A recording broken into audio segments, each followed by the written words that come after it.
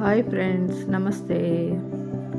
ఈరోజు మరి ఒకసారి కొత్త ఆలోచనతో వచ్చాను. మీ సంతోషాన్ని ఎదుటి వ్యక్తిలో ఎప్పుడూ వెదకద్దు. ఎదుటివారి నుండి మన సంతోషాన్ని ఆశించకూడదు. నిరాశే మిగులుతుంది. నీ సంతోషం నీలోనే ఉంటుంది. నీవు నిన్నే ఆశ్రయించు. 100% ఫలితం దక్కుతుంది. ఎందుకంటే ఎదుటివారికి నిన్ను సంతోషపెట్టడం ఇష్టం లేకపోవచ్చు. సంతోషానికి బదులు దుఃఖమే ఇవ్వచ్చు కూడా.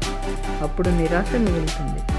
ఒకవేళ సంతోషం ఇచ్చేవాళ్ళే నీ దగ్గర ఉన్నా ఎల్లప్పుడూ వాళ్ళు నీకు అందుబాటులో ఉండకపోవచ్చు. లేదంటే ఒక్కోసారి వాళ్ళకు విసుగు వస్తుంది. అందుకే నీకు ఎల్లప్పుడూ అందుబాటులో ఉండే మొదటి వ్యక్తివి నీవే.